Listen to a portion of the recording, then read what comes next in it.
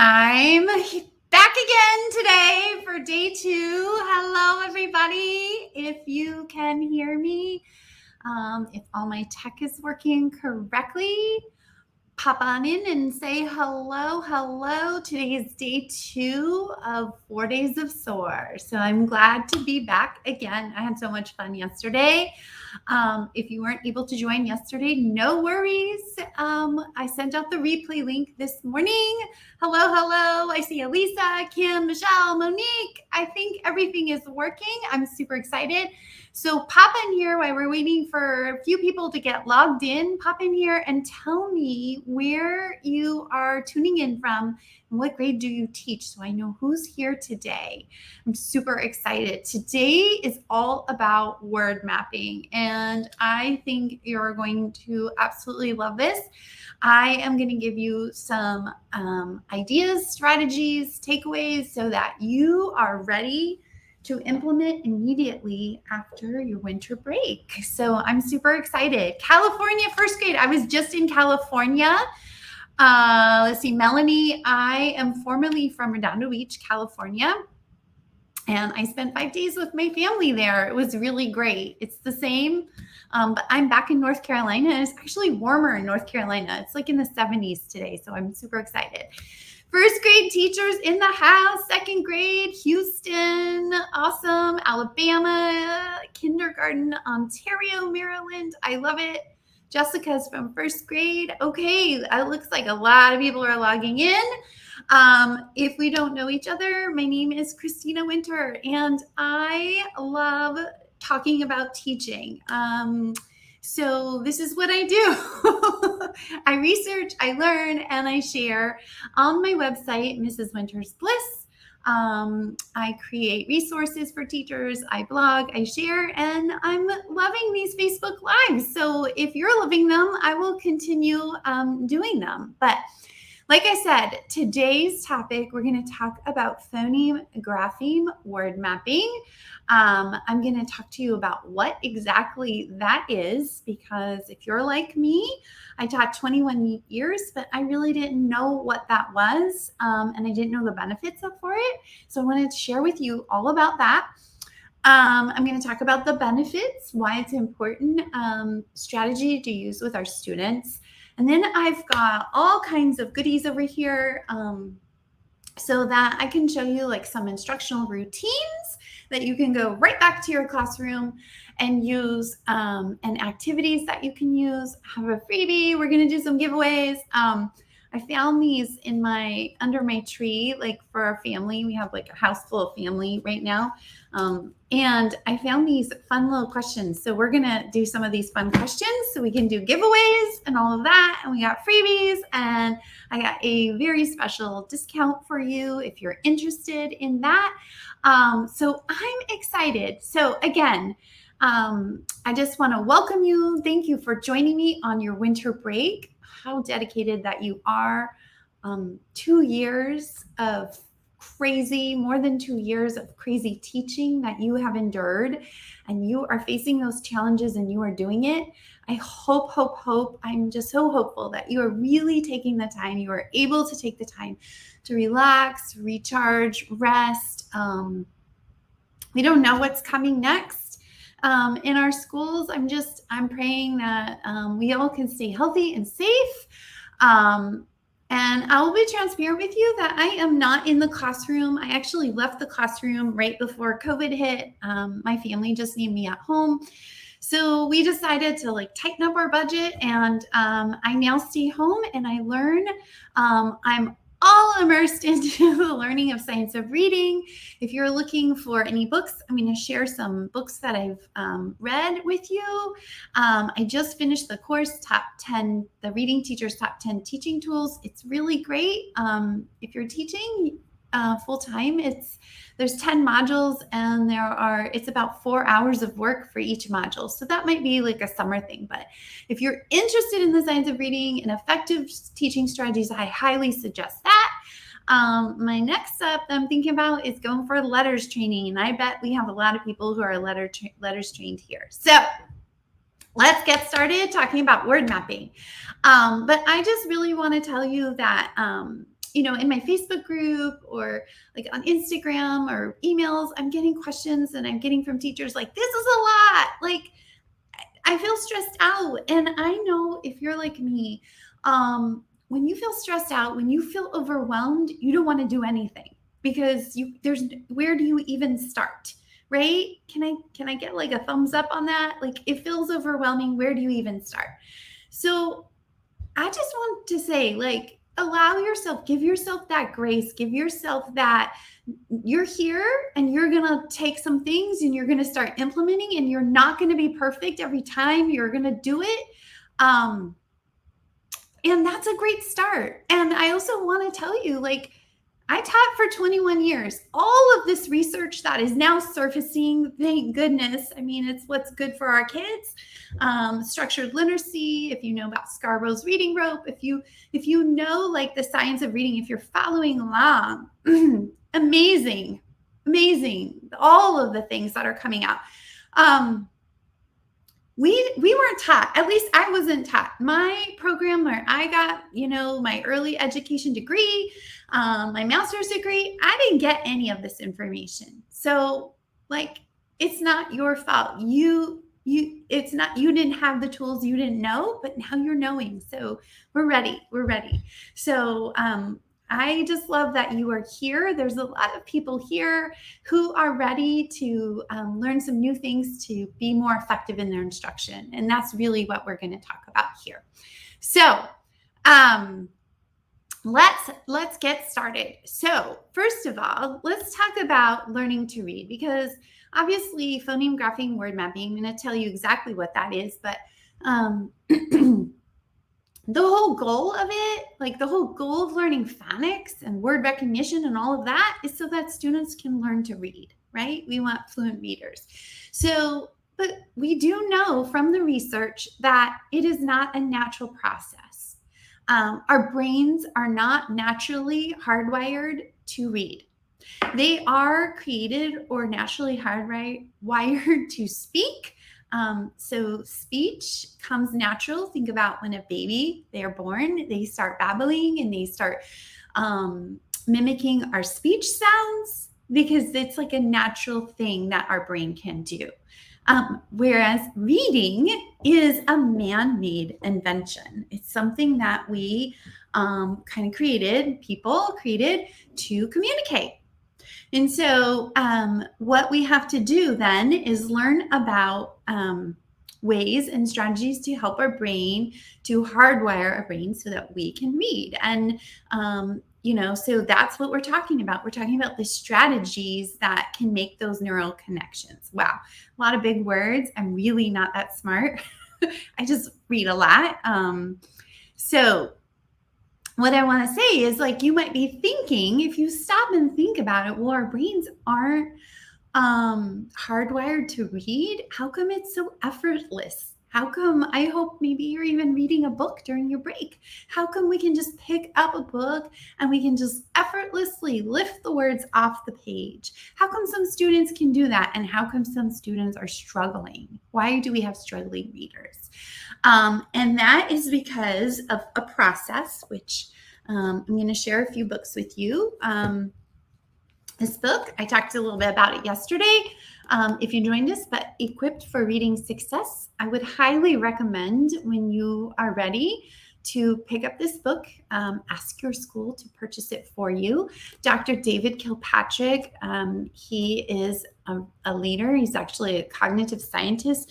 But this book will help you really understand in a level, at least for me, that it's not heavy as far as like, how does your brain learn to read? It doesn't go deep into a way that I couldn't understand. I could understand.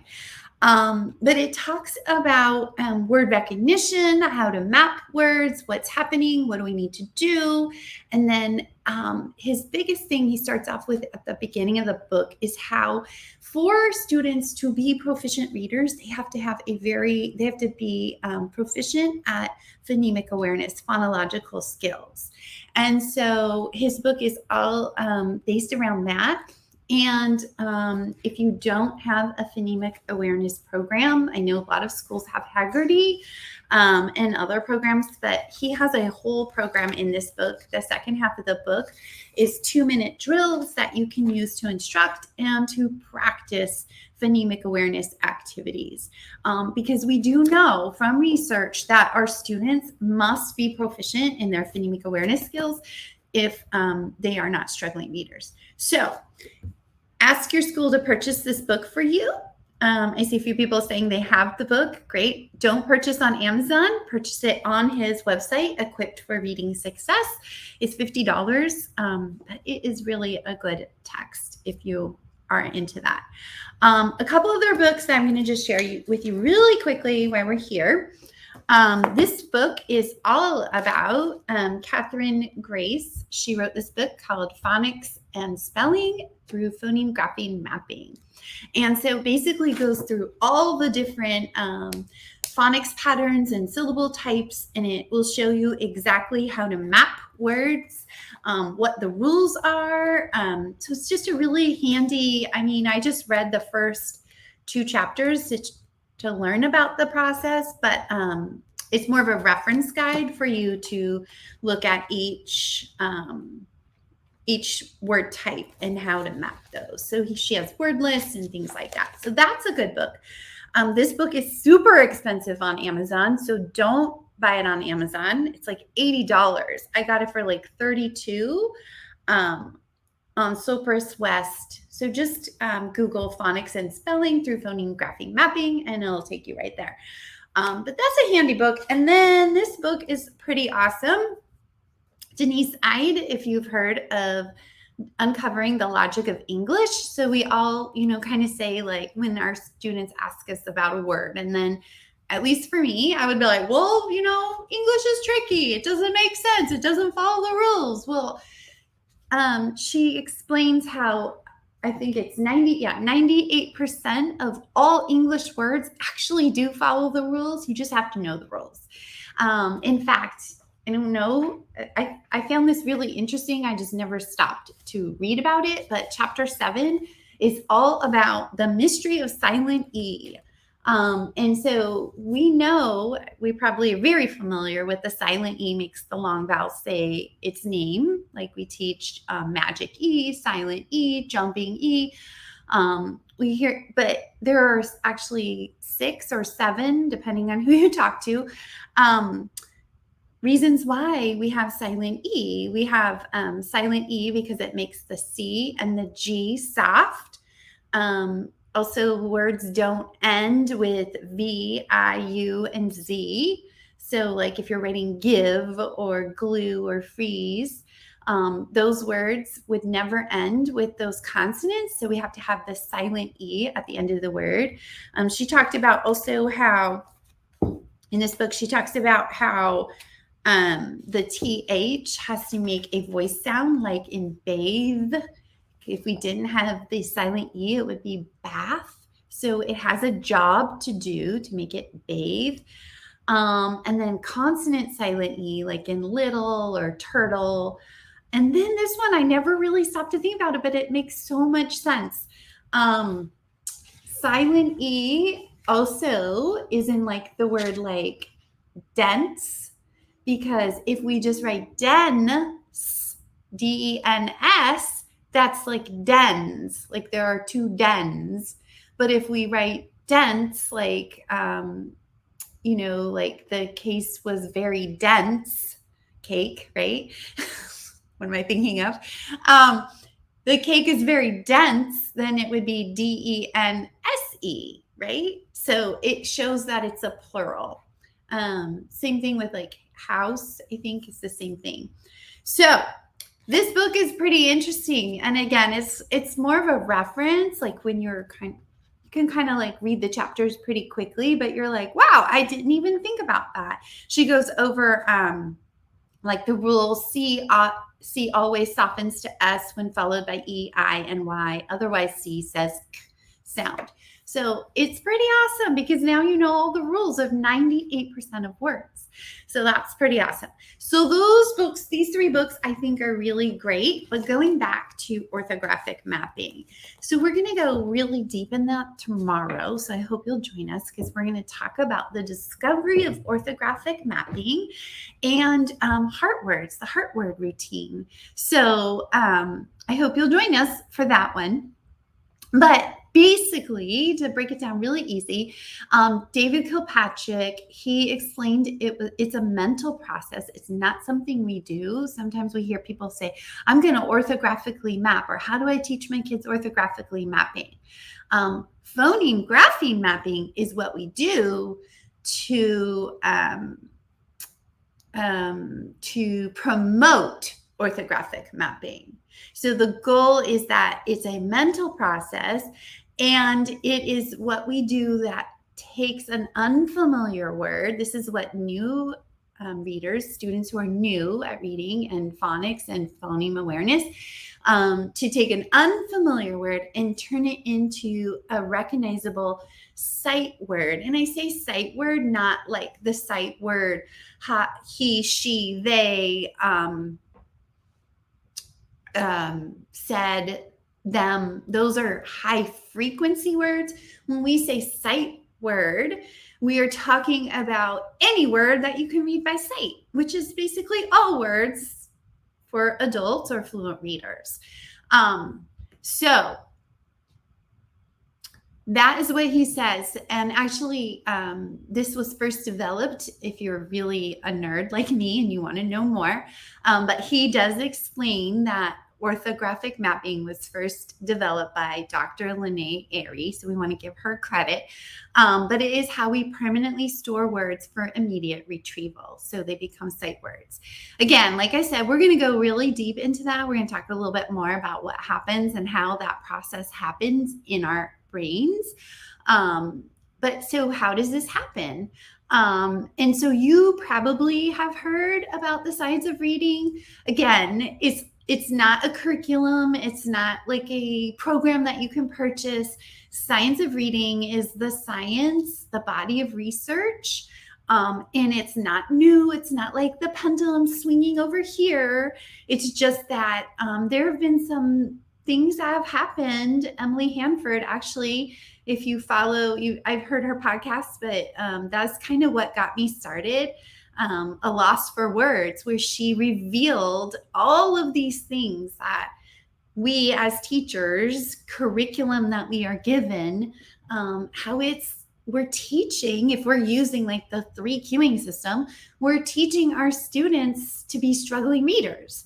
And so the science of reading is saying, like, these researchers, these doctors, these scientists, they're coming together, and they are actually I don't know what the exact name of that brain imaging, I forgot, is, but they are like looking at what is happening in the brain that when we are reading, what is a struggling reader, what part of the brain is activating, and what part of the brain is not.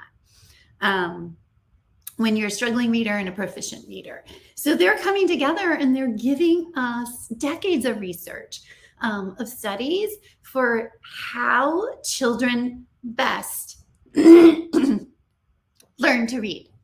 So that is what science of reading. And what they have discovered, that it's not one single part of the brain, that it is 4 parts of the brain that work together to learn to read. Because remember, we said, like, our brains are not wired, they're not hardwired to read, they're hardwired to speak or to hear speech. And that is why we also want to do phoneme grapheme mapping, because we're taking the speech sounds and moving to print. So we always want to be thinking about speech to print. That's one of the big revelations that I have learned. Okay, so I'm going to show you this slide that I created of a brain. I want you to understand this is a very simplified version because it is what I understand from my reading. I can tell you a book, if you're like super into this and you want to read more about it. I did watch a video on YouTube and it was a little heavy. But, doing the research, I understand the basic, I guess, outline of what's happening in our brain. So I know I'm talking a lot about the research, but I really want you to understand where I'm coming from and why this is like a good instructional strategy. It's like evidence-based, research-based.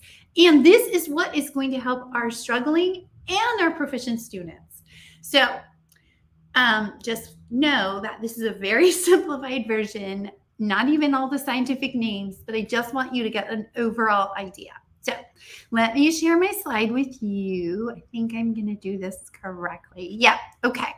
So this is the reading brain. This is all happening in the left hemisphere. But you can see there are four, like we said, there are four parts. There are four parts of the brain that are working as you are reading. So in the back, we have the orthographic processor, and that's the part of the brain that recognizes pictures like letters and words. They remember letter sequences for spelling.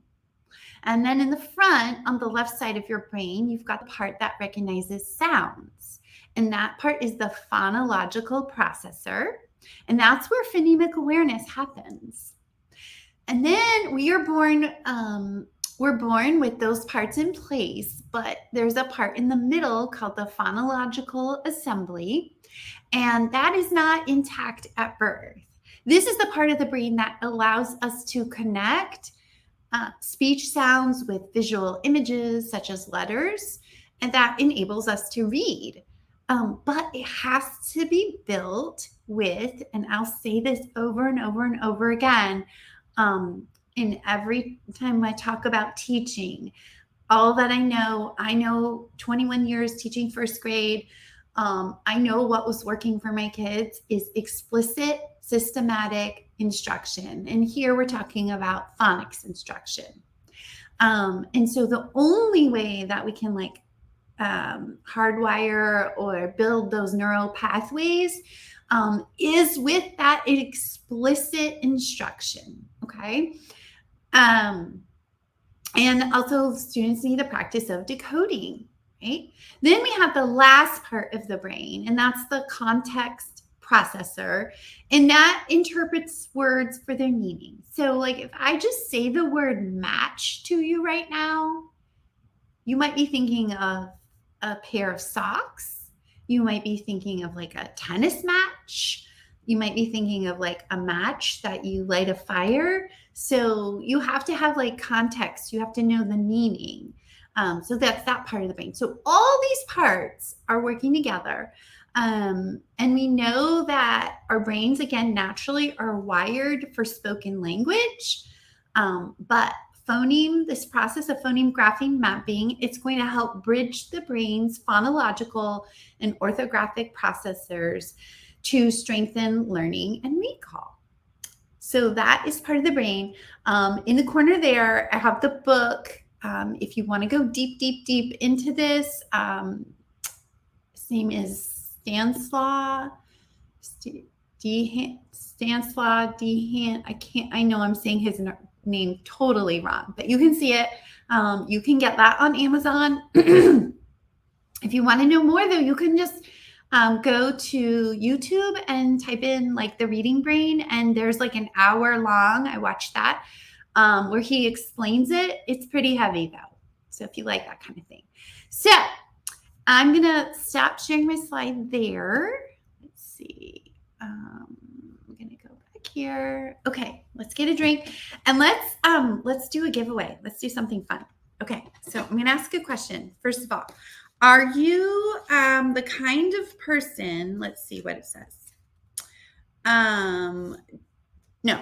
What was the most thoughtful holiday gift that you've ever received? So I'm going to give away a resource that I created. I'm going to share with you some of the parts of it.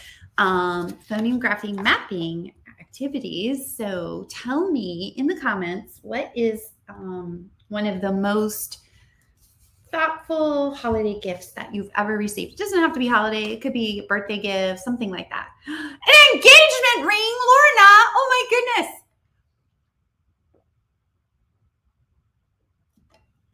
That is awesome. A photo. I see Anne is here again today. Anne was our winner yesterday. Oh my gosh, I want to see some of these. Picture of my uncle, Kim. I'm so sorry. Oh my goodness. Pre-made meals, family. A puppy! Julie got a puppy. Oh, some sleepless nights. Someone's going to the spa. A new sink. A letter from a parent. Okay, there are so many good ones. A record player to play your dad's records. You guys, these are so good. A handmade pot holder. A laminator. Ducklings. What? These are so good. Okay, I can't even pick. So here I go. I'm going to slide this, and whoever I land on, a book. Let's see. Tara says, a book to share with my family from a student. Okay, so Tara, you are the winner today. You're going to win a bundle of activities for phoneme grapheme mapping, and I'm going to share with you what it is. We're going to do a few more giveaways, but what you're going to do when we're finished, you're going to email hello@mrswintersbliss and say that you are the winner. Okay, so let's get going. Okay, so we have all the research now. That was the heavy part. Here's the fun part. So what is phoneme grapheme mapping? It's a multisensory, because we know especially our littles, even our bigs, moving, it actually,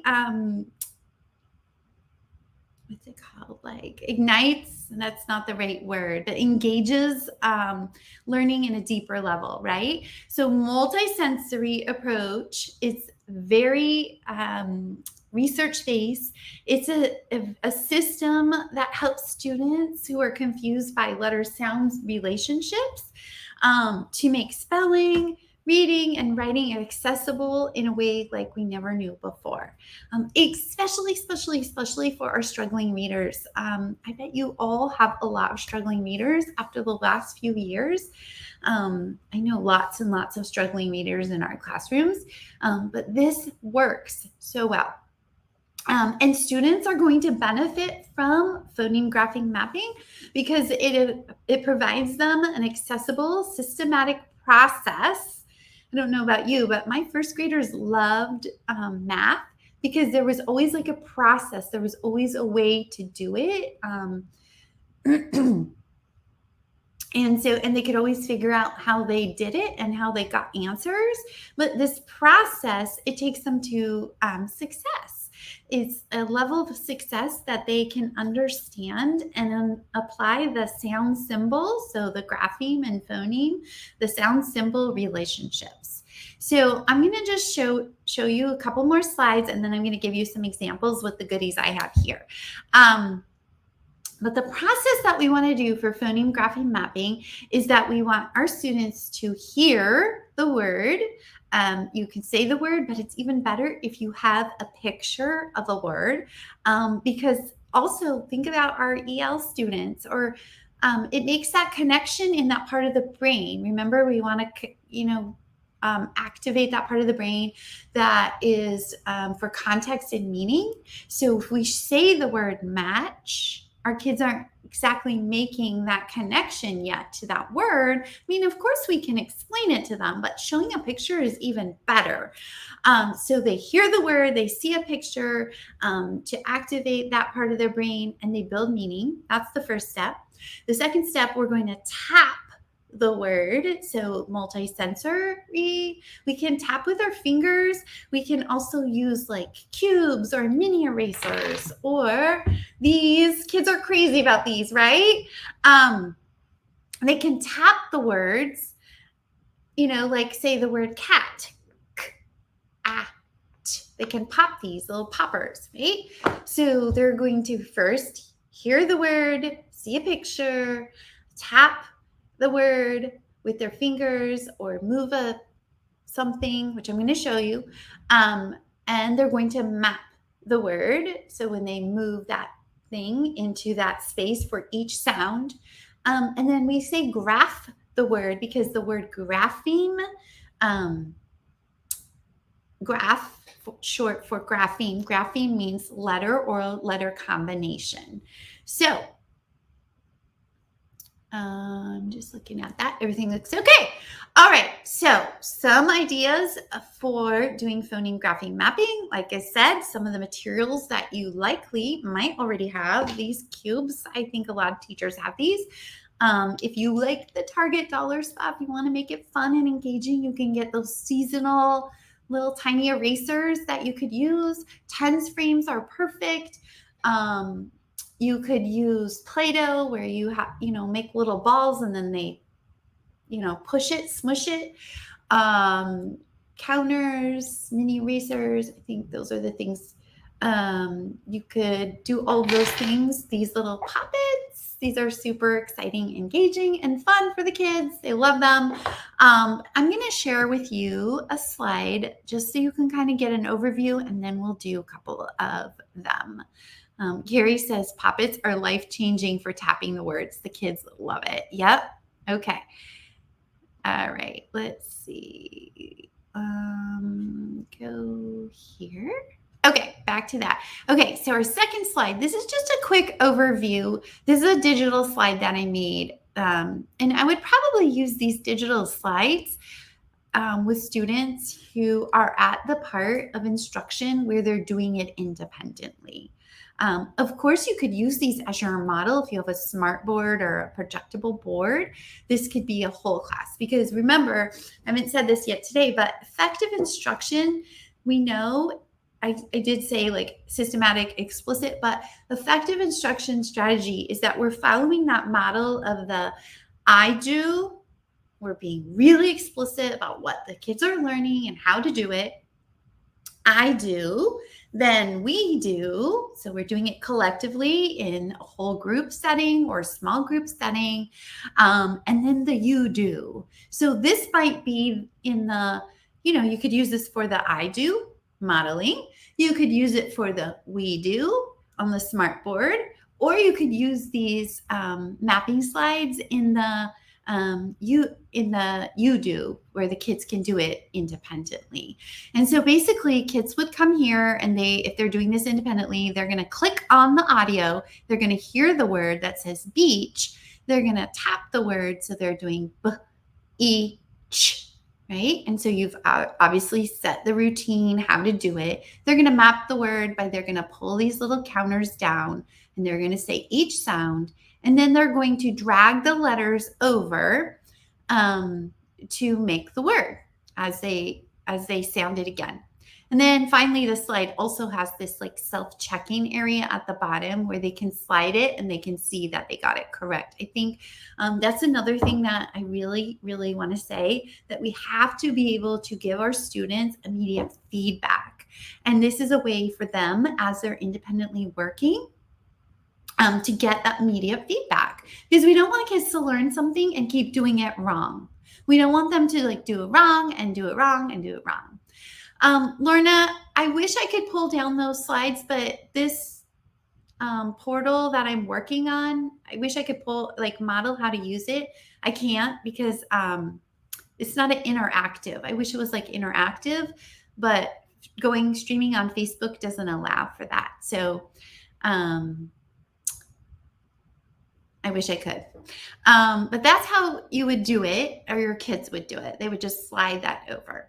The next slide shows you what you might use if your classroom is like, again, I'm showing you there's pictures here. So it shows the students what's the word. So we can say the word snail. We can show them one picture of a snail and talk about the snail, and as the kids are like getting ready to get started, you can talk about other words. You can pull in some vocabulary. Like I was hiking on a trail and I saw a snail. You could connect it to other things if you're learning about the rainforest, things like that. But again, they're doing those 4 things. They're hearing the word because they're coming from speech. They're tapping the word. So you're going to have them, use their fingers to tap. They're mapping the word. They're moving the counters for every sound. So they say, oh, there's four sounds in snail. And then they're going to graph the word. So you can have them use like erasable markers and just, write it. You're doing that. And then, let's see, I think it might have one more example. Yep. Okay. And then this is just another example how you can do it. This would be probably more of like an independent activity after you've taught and just giving your students, we do know they have to have like lots of practice. So they would have like these poppers and they could, my dog is barking because she sees somebody walking past. She's so small. She's tiny. So you would give them this where they're doing the same thing, where they're going through that same routine. They're seeing the word, they're saying the word, but now they've done some practice with you that they can do this at like a center or an independent station, and they could work on that on their own. So that is just like a quick overview. Hopefully my dog's going to stop barking in just a second because nobody else is here. And that's what this looks like here. You can see. So what's the word? And so it's kind of like the pop-it idea.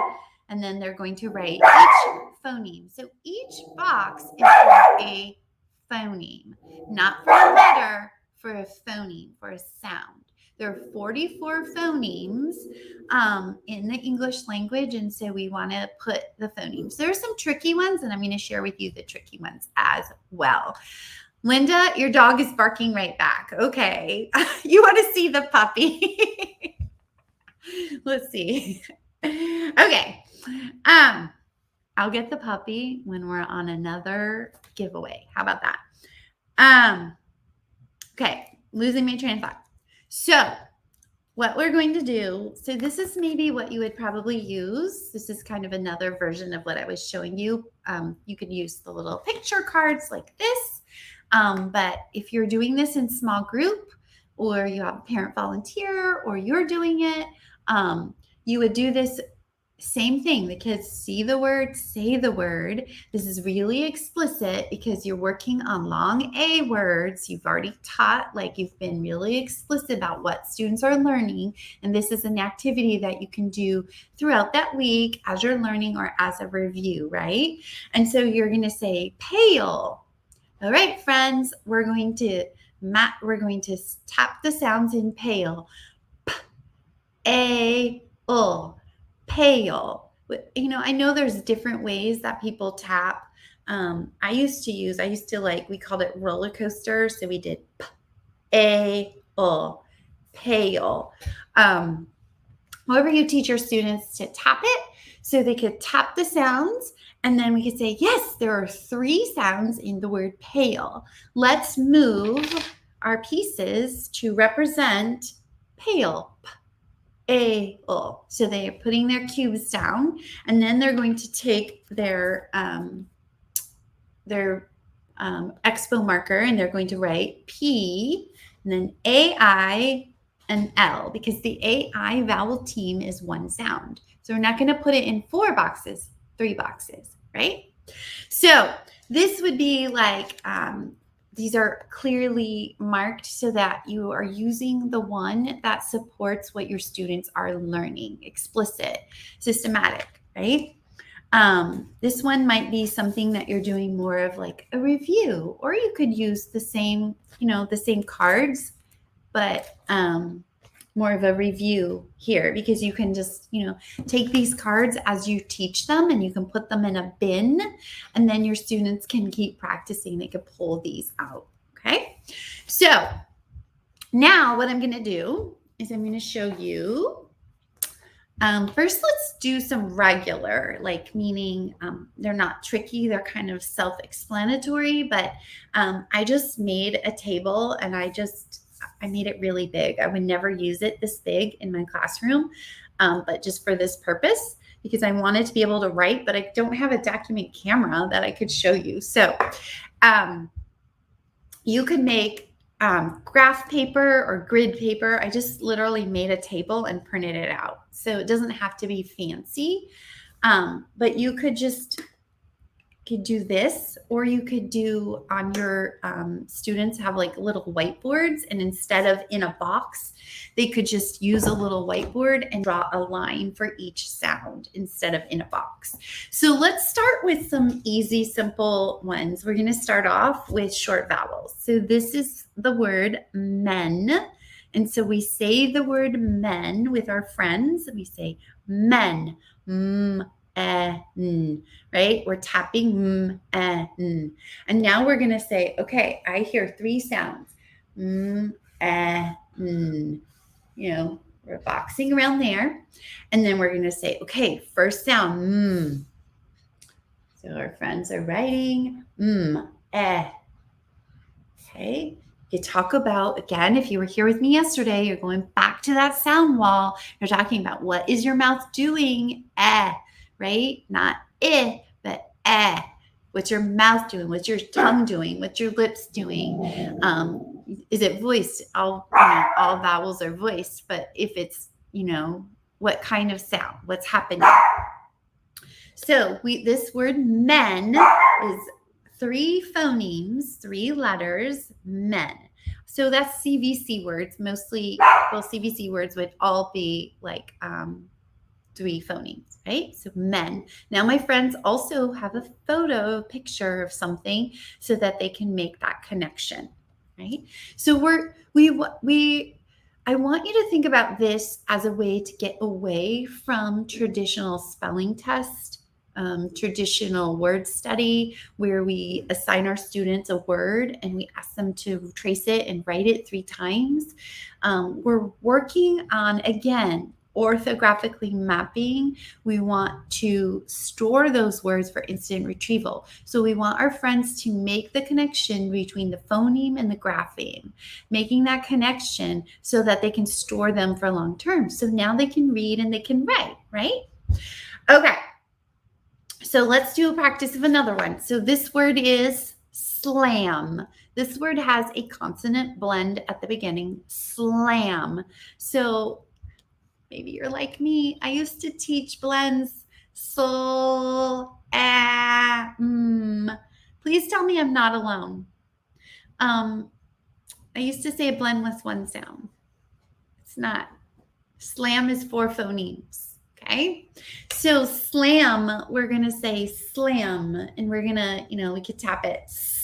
So we have 4 phonemes. This is going to be really messy. And we're going to do blends. Each consonant has its own sound, right? So we're going to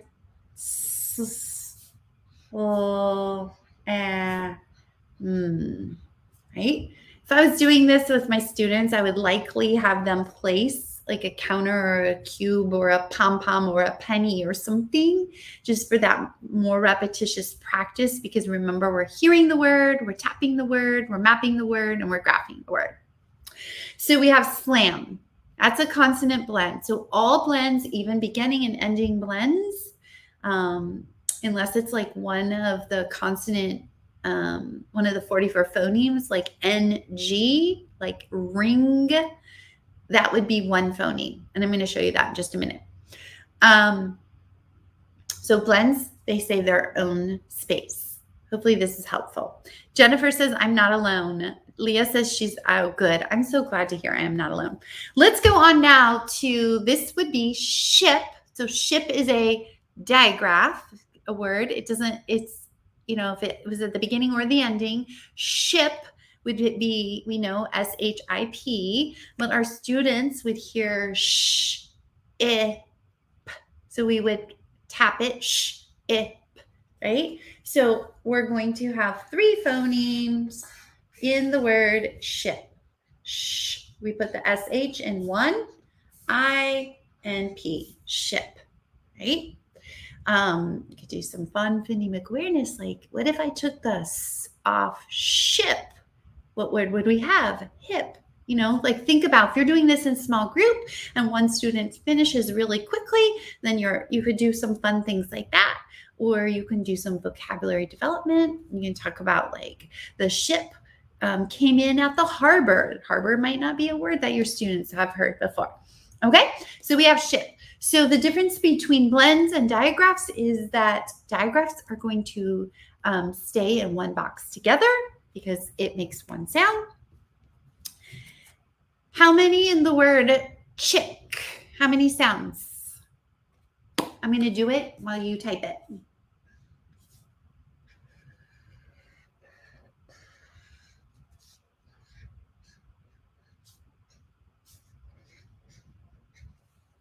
Does anyone know how many sounds?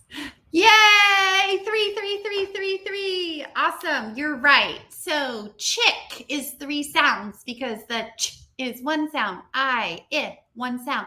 CK works together to make one sound. CK comes always after a short vowel. If you don't know that, that's part of what students learn when they use a sound wall, right? So it comes after a short vowel. Yay! Okay. So now we have, let's move into long vowels. Here we go. Rake. This could be tricky. So we're going to do rake. Rake.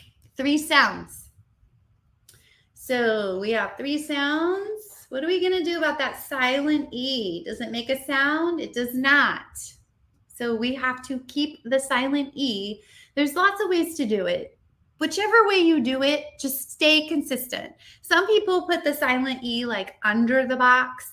Some people put it next to the last consonant. Some people draw a line over it, like an arrow saying this is a silent E.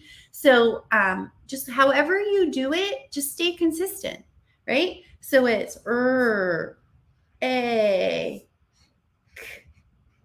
so rake. Because we have 3 sounds, silent E does not make a sound, so it doesn't get its own box. It's not a phoneme sound we hear. Okay, so that one could be a little tricky. Anytime we have a silent letter, like if you did the word knit, like I knit mittens, you would do KN in one box. Okay, great. Okay, and then we have snail. We've already done snail, so we would do S, and then N. Sorry, I didn't outline the box. I didn't go through the whole routine because I want to keep going and save your time here. So snail, the vowel team AI is going to stay together, right? And then a couple more. So we have diphthong. We have this word. What do you think that could be? If it's a diphthong, it's going to be couch, right? So we're going to tap it, ouch, right? Ouch. So we have 3 sounds, and we're going to do 3, ouch, right? 3 sounds in the word couch. And then the word house.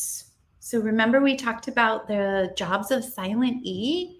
So house would also have a silent E, and we would do, but it makes the OU, says the ow sound, and then the silent E, we have SE. Okay, so those would be what I would consider regular, not so tricky because they're just mapping the phonemes for the sounds that they hear. I went ahead and did this ahead of time just to save time because here you are on your break and we're already at 48 minutes.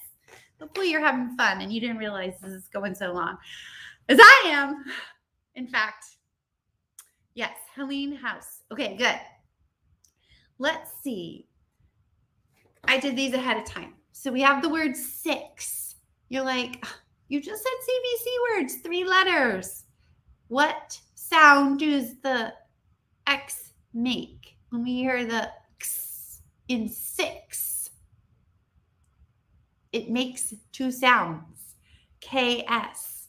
So it gets 2 boxes. So anytime you have X making the KS sound, it gets 2 boxes. So it's 6 when they say X, right? So that's a tricky one. Another tricky one we know that Q and U are always together, so it gets 2 boxes for queen anytime, or quit. We have the qu sound, it makes 2 sounds, the KW sound together. Okay, so there's that. It's kind of tricky. The next one, well, this is again another job for silent E. So table, right? Maria says that will throw kids off. Yeah, but you're going to teach them, Maria, so they're going to know it. Okay, what about a double consonant? Like little or sunny. Both consonants are going to stay in one box because they make one sound. Right? Yes, Lisa X actually does make different sounds, but in this case, it's making that one sound. Remember I talked about earlier, like the ng is one sound, the ng. So if you're doing the word spying, you have S-P-Y and then I-N-G, right? That's one sound. And if you did like parked, like I parked the car, the ED would be in one phoneme square because the ED is making just one sound, right? And that's it. Those are all like the ones that I came up with that I think are trickier. But of course, there's always going to be outliers. But if you think about like, if you're doing a word with like CE at the ending, like where it makes this sound at the ending, like rice. So you would put the CE together, right? So that, those would be some tricky ones. And then let's see. Okay, so let's talk about one more thing before I look at any other questions that we have.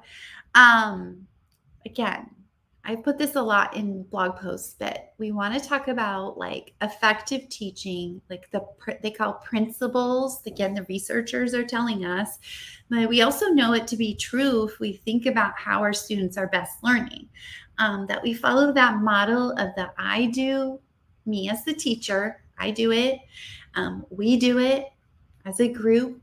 We're giving like the immediate feedback to our students, and then the you do. And that is, we know that our students, Wiley Blevins, he says in his books that students need, sometimes up to 6 weeks to learn things. So we have to give them like explicit cumulative practice. So if we think about, I would probably use these cards, again, like I showed you, or any picture cards. I would do that like in small group, most likely. You could also show these whole group. Bring your whiteboards, friends. And then instead of, because I don't think your whiteboards have this phoneme boxes, but you could have them use their whiteboards and just draw lines for each phoneme that they're going to write. You could just, have them tap it and then draw the lines. They could put a dot where they're mapping each sound, and then they write it with you. So we're doing that together. But then after you finished, how great is this? You take these cards. If you were working on long A, you take these cards and you put them in a basket. And this basket just keeps building where your students are going to take turns or just, work independently at a center. They pull the cards out and they work on this. They can continue working on these and they can have a friend check it to get some feedback. You could use the digital slides where they can like drag that box so that they can self-check. Another way for your students to be independent, to keep continuing to practice. I made these like map it worksheets where, and this is what was confusing for some teachers. They have like emailed me and asked me questions, but these worksheets, again, they're very explicit on what skill that the students are working on so that you can just pull these out to match what you're teaching. And then they can use here, they can tap the phonemes. So there's one dot for each phoneme sound, right?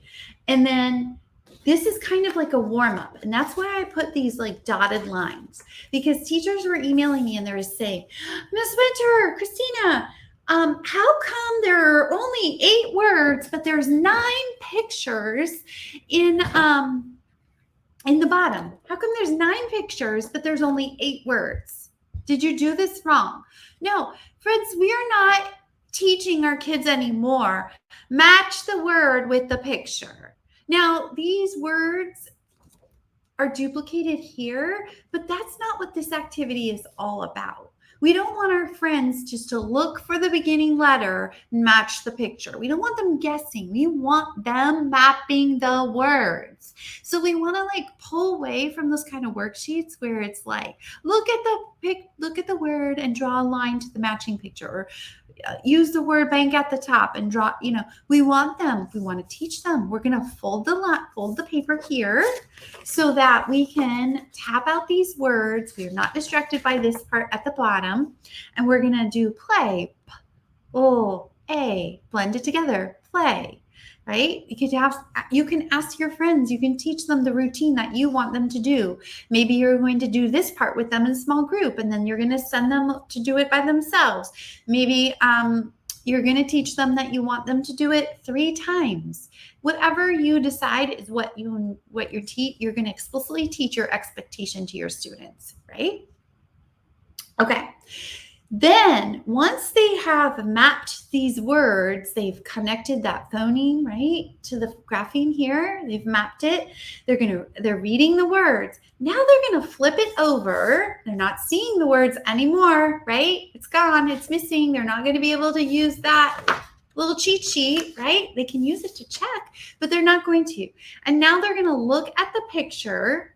They've warmed up. Okay, they've warmed up because the word tail is likely up here. Yep, it's there. They've warmed up, and so they're probably familiar, and they're going to see this, and then they're going to put the phonemes in the boxes here. So they're going to do like 9 words here for more practice, and they're going to turn it in, or whatever you do with your work. But if they're doing this independently, what I thought about is they're going to need something to check. So you can make these little cards so that they can, after they finish, their partner or themselves can kind of self-check that they got it right. If they don't have it right, then they're going to go ahead and fix it right away. That's what we always want to do. We want to give them that immediate feedback. So that is phoneme grapheme mapping. That is going to be where we want to start with. We're modeling and we're doing it together, and then we're moving into that independent practice.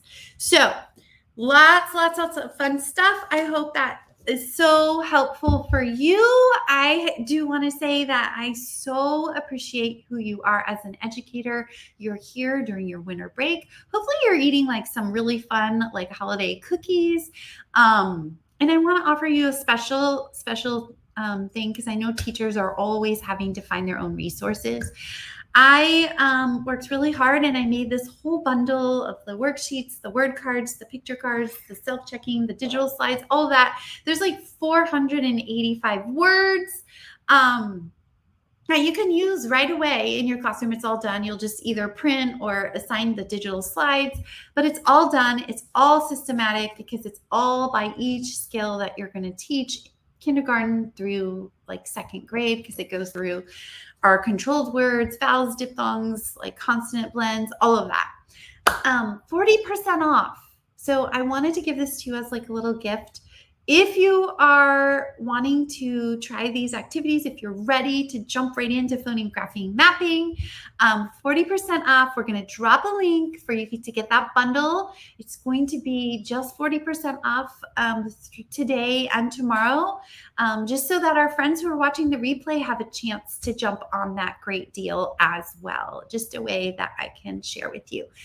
I would love to give another bundle away. So let's do one more giveaway question why we are here. Let's see. Okay, let's see. I'm going to have you fill in the blank. This one is fun. 'Tis the season to be, what would you say? Let's do a fun giveaway. Also, I have like a sample. So if you would like a free sample to download to check it out before you purchase the bundle, you can see that. We'll drop a link to the freebie. It's like just a link to Dropbox so you can download it. If you're on your phone, you might want to copy and paste that link, text it to yourself or email it to yourself so that you can just download that. Because sometimes I know on mobile devices, they don't always download very well on Dropbox. So let's see. Grateful and blessed. I love it, Laura. Sleeping. 'Tis the season to be sleeping. 'Tis the season to be patient. Oh, goodness. To recover. Yes. Yes. Learning. To be learning. Michelle, I love it. I love it. To be napping. I hope there's lots of napping. To be gracious. To be on vacation. 'Tis the season to be thankful. So many good ones. Melissa, to be resting, using the bathroom whenever I want. Okay, Melissa, you get to be the winner just because you made me get a little chuckle. Melissa, you're going to email me hello@mrswintersbliss.com and you're going to say I won the bundle and we'll get that out to you right away. But yeah, so I'm really excited. I hope that this was super helpful for you. We'll get that link in there for the bundle. Again, 40% off if you're here live or you're watching the replay. I'll put it on sale. It's a pretty big discount today and tomorrow. So you have time through Wednesday. So you have time to grab that. Oh, Leah, blissful. Awesome. Okay. Let's see. Someone wanted to see my dog. So before I sign off, I'm going to go grab my dog. This is my dog, Holly. So she's napping over in the corner. So 'tis the season to be napping.